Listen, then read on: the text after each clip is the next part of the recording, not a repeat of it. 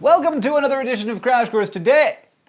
What is that smell? Oh, thanks for the rotten eggs. Who is this?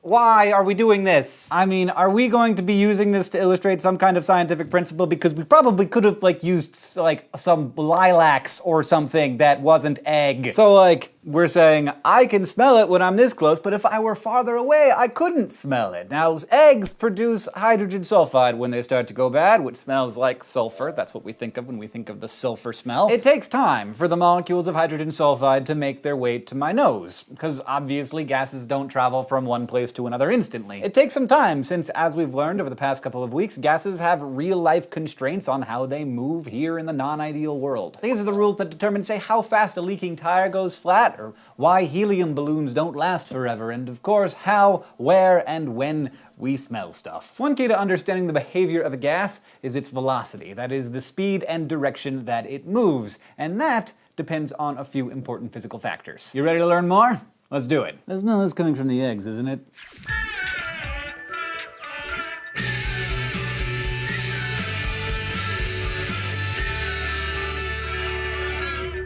So, velocity of a gas. What does that even mean? I mean, it's easy to understand the velocity of a car. You can find the velocity by dividing the distance that the thing traveled by the time it took to do it, and then tell what direction it's going, and then you're done. But the velocity of gases is harder to describe because they move in more than one direction at a time, and the overall shape and volume of a gas cloud can change constantly. To understand gas velocity, we have to know what factors affect it and how. As you might have guessed, there's math associated with this. There are two ways of studying and talking about gases. First, we can consider them as a collection of atoms or molecules that act together as a system. When we do that, we often talk about the net velocity, or how fast a sample of gas moves from one place to another, like the rotten egg smell wafting its way to my nose. At other times, we focus on the individual atoms and molecules that make up the gas. In that case, we use the average velocity of each of the particles. That's the statistical mean of the speeds of all the individual atoms or molecules in the system.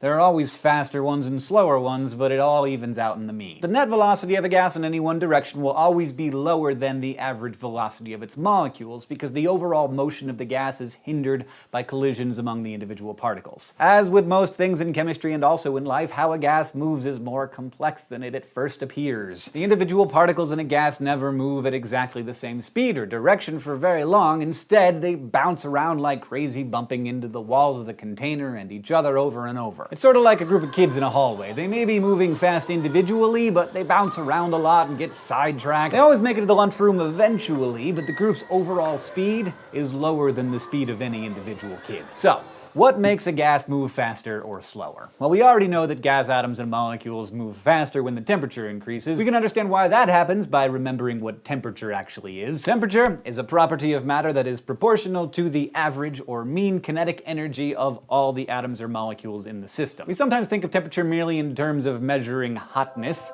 Not that kind of hotness, the hotness or coldness of a material, and it is related to that. But when you get right down to it, temperature is really just a way of expressing average kinetic energy. The reason a stove burns you is that the fast-moving particles of the burner make the particles in your hand move so fast that they tear apart your cells and tissues. It's just a transfer of kinetic energy. And what does kinetic energy have to do with velocity? Everything, and it also describes the relationship between a particle's velocity and its mass. So a good understanding of kinetic energy will help a lot as we study the motion of gases. So first, the formula for kinetic energy is 1/2 mv squared, and as you can see, any changes in the kinetic energy are directly linked to changes in velocity. If we rearrange the formula, we find that the velocity of a body equals the square root of 2 times the kinetic energy divided by its mass. This little math exercise highlights 2 important points. One, because the mass is in the denominator, we can tell that it is inversely proportional to the velocity, meaning that bigger masses move more slowly than smaller masses that have the same kinetic energy. And 2, the velocity is proportional to the square root of the mass, meaning that a fairly large change in mass is required to make a significant change in the velocity. So now we can show how the velocity of a gas relates to both its temperature and therefore its average kinetic energy, and also to the mass of its particles. But how do we put that all together? This is where the Scottish chemist Thomas Graham comes in. In 1846, Graham published his research on the motion of gas particles, which he did by passing gases if you will, through a porous barrier. The process by which gases travel through an orifice or opening is known as effusion. Graham was interested in how fast the gases pass through the barrier, but this is called the rate of effusion, not the velocity. That's because here we're measuring the amount of gas that passes through in a given period of time, not the distance that it moves in that time. We might measure amount in terms of moles or in terms of volume, but the rate of effusion never uses distance. One more thing before we move on, don't let the symbols confuse you. Notice that lowercase v stands for velocity and capital V stands for volume.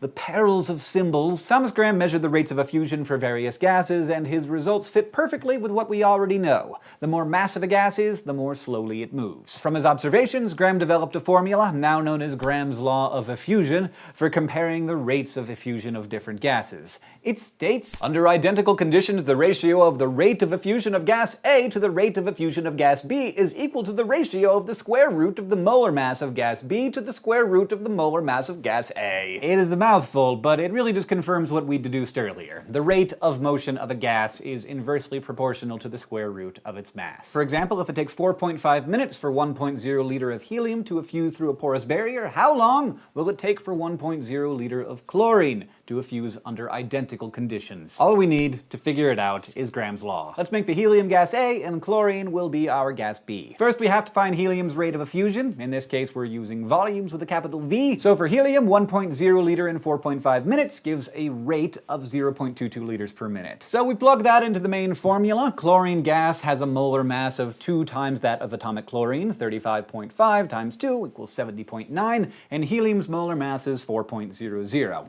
Put those numbers in too. Careful calculation shows that Cl2's rate of effusion under these conditions would be 0.052 liters per minute, significantly slower than helium.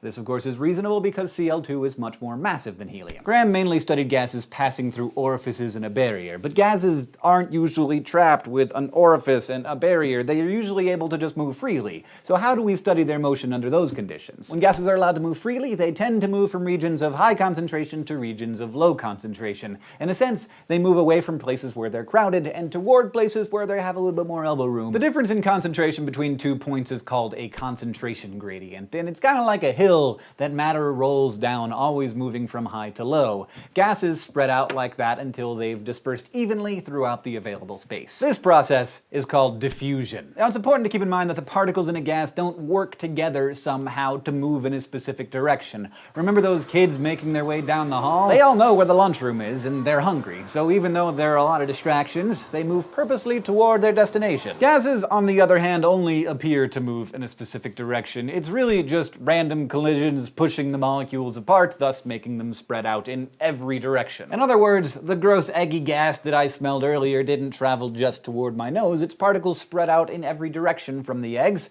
and my nose simply noticed the ones that happened to have spread in that direction. Because diffusion is completely free movement, calculating the motion of individual particles becomes even more complicated. Now, we're not going to get into the super complex mathematics of all these collisions, but it is possible to make decent estimates regarding the net velocity of gases simply by disregarding the collisions and applying Graham's law of effusion to diffusion as well. Here's how it works. This is a simple acrylic tube. Nothing fancy. On one side, we have a cotton ball that's soaked with concentrated ammonia, and on the other side, a cotton ball soaked with concentrated hydrochloric acid, which is why we're doing this in a lab and not at my desk. Both of these substances are very smelly because they're giving off lots of fumes, or in other words, a lot of the molecules in the liquid are being released in gas form. When we put the cotton balls in the glass tube and close off the ends, those gases continue to spread, but now they have nowhere to go except farther into the tube. Fun fact, ammonia and hydrochloric acid react together readily to form a solid ammonium chloride. That's a precipitation reaction, but this time it's happening in a mixture of gases, not liquids. Because ammonium chloride is a solid at room temperature, it forms a superfine white powder where the two gases meet in the tube, so we'll be able to tell exactly how far each gas traveled before they met. Let's try to figure out where that's going to be. First though, remember that Graham's law is only an estimate when applied to diffusion, but it's a good enough estimate to work for our purposes here. The molar mass of ammonia, which we call gas A, is 17, and the molar mass of hydrochloric acid, gas B,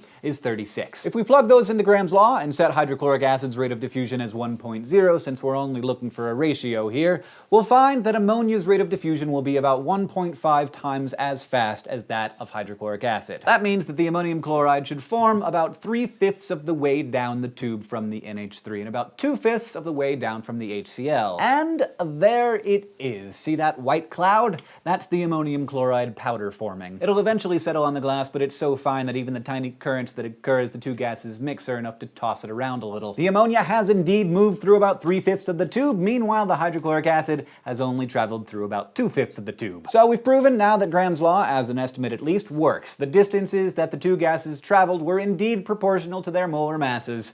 Makes sense. That's one of the cool things about science. It always ends up making sense once you know what you're looking for. And that's it for this episode of Crash Course Chemistry. Thank you for watching. If you listen carefully, you learned the difference between the net velocity of a gas and the average velocity of its particles, and that both things have a lot to do with the mass and kinetic energy of the particles. You learned about effusion and what Thomas Graham's law of effusion tells us about it, and how the law of effusion can also be applied to diffusion, but not as reliably. You also learned that the collisions that occur among the particles of a gas have a huge effect on both its motion and our attempts to calculate it. You learned what a concentration gradient is, and finally, you learned how to do a precipitation reaction with gases. This episode of Crash Course Chemistry was written by Edie Gonzalez, who I have to commend for only making one fart joke in the whole script. The script was edited by Blake DiPastino and myself, and our chemistry consultant was Dr. Heiko Langner. It was filmed, edited, and directed by Nicholas Jenkins. Our script supervisor was Caitlin Hoffmeister. Our sound designer is Michael Aranda, and our graphics team is Thought Cafe.